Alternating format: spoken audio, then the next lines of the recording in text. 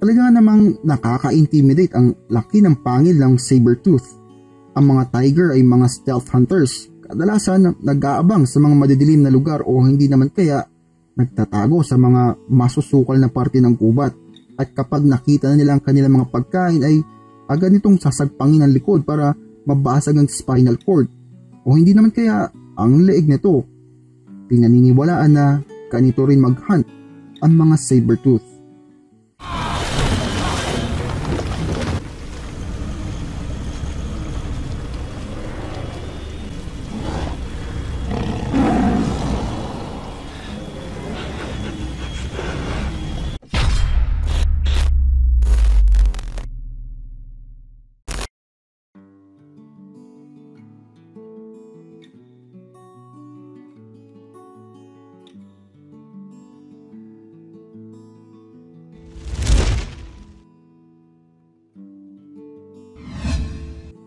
Pag tinanong kayo ng teacher ninyo o kaya ng tropa ninyo kung anong hayop ito,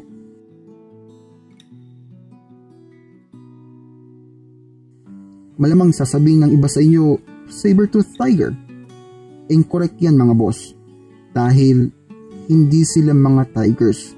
Ang tamang tawag sa kanila ay saber-tooth cats. So papaanong nasama ang tigers sa pangalan nila? Well, kagaya nga ng sinabi ko kanina, ang hunting patterns nila ay katulad ng isang tigre. Hindi lang yan, pati rin ang kanilang build. Ang ibang mga saber-tooth species ay may malalaking pangangatawan na halos kasing laki ng isang oso. Kaya naman ito ang nakakapagpadagdag sa firepower nila o yung lakas nila sa pag-hunting. Kayang-kaya nilang patumbahin ang mga prehistoric bison.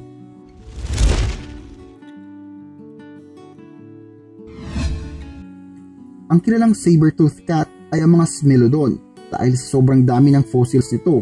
Karamihan sa mga fossils ay natagpuan sa Rancho La Brea tar pits sa California. Pinaniniwalaan na ginamit ng mga saber-tooth ang mga tar pits para sa isang easy meal. Ang mga malalaking mammals ay may stock dito at talagang hindi na makakalabas pa ng buhay.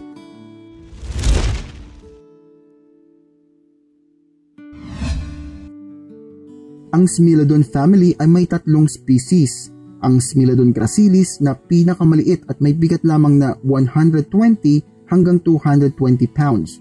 Habang ang Smilodon fetalis naman ay may bigat na 350 hanggang 620 pounds. Ito din mga boss ang nakilala nating saber-tooth. Ang pangatlong species ang pinakamalaki at may bigat ito ng 490 to 880 pounds. Pinaniniwalaan din na ang Smilodon gracilis ay ang ninuno ng 2 pang species.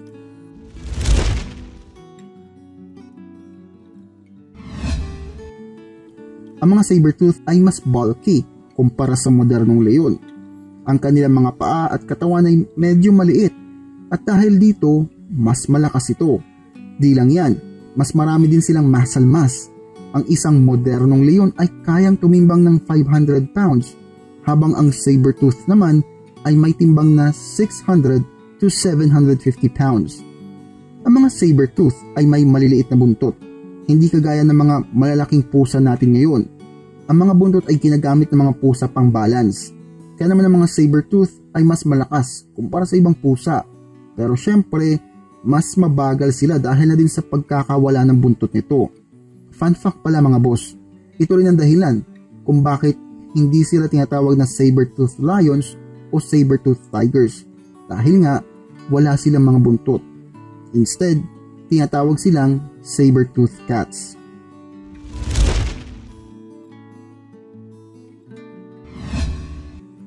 Ang mga fossils na natagpuan ay nagmumungkahi na ang mga saber-tooth ay mayroong social structure.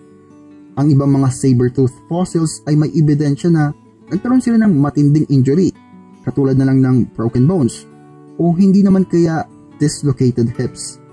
Pero base sa mga fossils, ang mga injuries na ito ay unti-unting gumagaling din o hindi naman kaya ang mga saber-tooth ay nabuhay ng may ganitong injury sa mahabang panahon.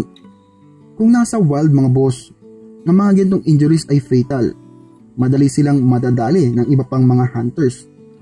Dahil dito mga boss, ang mga paleontologists ay naniniwala na ang mga saber-tooth ay mga pack hunters. Ang mga malulusog na saber-tooth ay pinoprotektahan ng kanilang mga injured na kasama at nakikisalo din sa mga pagkain.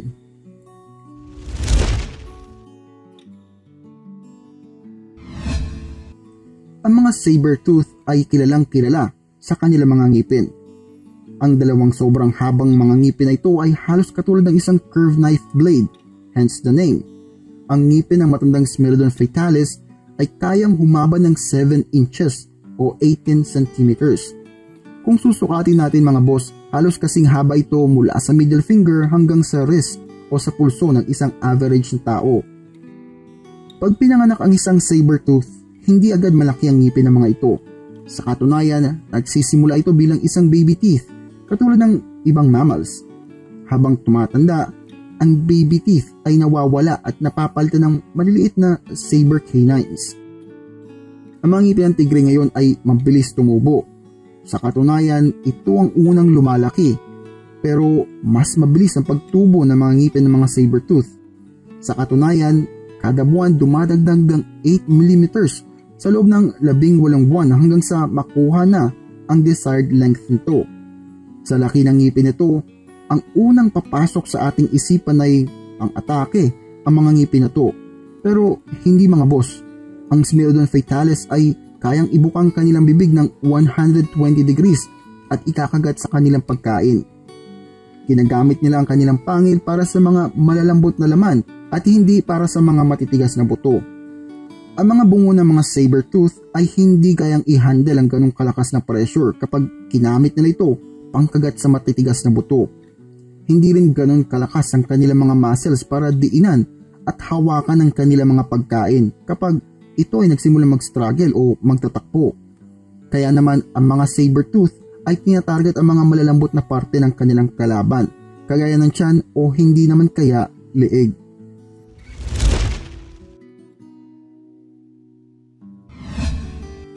Dahil sa wala ng buhay na saber-tooth ngayon, wala talagang nakakaalam kung papaano ang kanilang hunting behavior. Ang mga paleontologists ay mayroong dalawang primary source kung papaano nila inilalarawan ang buhay ng mga ito. Ang isa na nga ay ang mga fossils ng mga ito at ang pangalawa, ang relatives ito o yung mga modern tigers at lions. Dahil na din sa kanilang lakas at malalaking katawan, mas epektibo ang kanilang pag-hunting sa pagpapatumba ng kanilang mga pagkain kumpara sa hahabulin. Ang ngipin din nila ang nagpapatunay doon. Kapag nakatakas ang kanilang mga prey, hindi na nila ito hahabulin. Susundan na lang nila ito at namamatay ang mga ito hindi dahil sa kagat, kundi dahil sa pagkaubos ng dugo.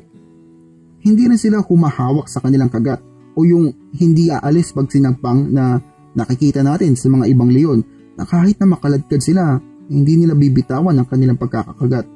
Ang mga saber-tooth ay hindi ganito dahil ang kanilang dalawang malaking canine teeth ay makapal lamang sa likod at harap, pero ang gilid ay mas manipis.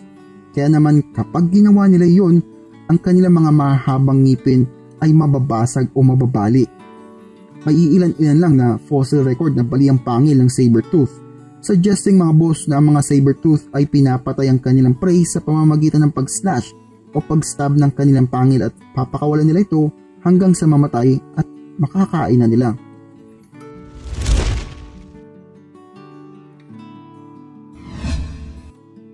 Ang mga Smilodon fatalis ang pinakakilalang saber-tooth. Dito kasama nilang mga ibang Ice Age mammals kagaya ng woolly mammoths, mastodons at ground sloths. Lahat ng nabanggit ay nag-extinct 10,000 years ago dahil na din sa climate change, terrain change at mostly human hunting. Pero syempre kung tutuusin ang saber-tooth ay hindi basta-basta ma-hunting dahil isa rin silang hunter. Sa katunayan mga boss, ang main reason ng kanilang extinction ay kaparehas ng Leviathan at Megalodon, ang pagkawala ng main food source. Ang mga saber-tooth ay kadalasan hinahunt ang mga hayop na mas malaki dahil mas mabagal ito, pero dahil nga nag-extinct na sila, ang mga saber-tooth ay nahirapan na mag-hunt ng kanilang pagkain.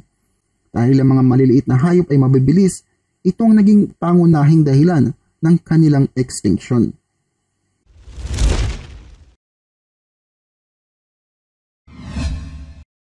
Kakaunting review lang mga boss na discuss natin. Sa video, nalaman natin na hindi talaga sila kinakategorize as tigers o lions dahil sa kakulangan nito sa buntot. Pag nag-hunt sila, para silang mga tigre o nagtatago o hindi naman kaya nasa puno na nag-aabang. Para din silang leon na mga pack hunters at pinoprotektahan ng iba pang miyembro nito. Ang kanilang ngipin, although malaki, ay marupok ito at mababasag kapag matindi ang pressure. Malakas sila at hindi mga runners at mas epektibo sa pagpapatumba ng prey kaysa habulin ng mga ito. Dito nalaman din natin ang reasons kung bakit sila nag-extinct dahil sa pagkawala ng main food source, human hunting, climate at environment change.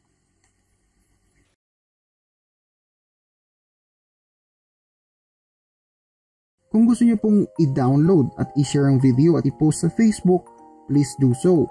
Pero I would suggest po sana na have them check the channel out o i-link niyo pong YouTube channel na to. Kung meron naman pong questions, wrong information sa video, comment it out mga boss and I will compile and pin it.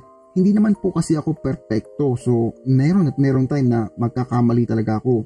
Sa mga may gustong i-topic, please see the request form po na nasa description. Minsan kasi nawawala na sa kawalan ng mga request kapag nasa comment section lang. Kaya naglagay po ako ng request form para mas malinis ang mga requested topics. Again, maraming salamat mga boss.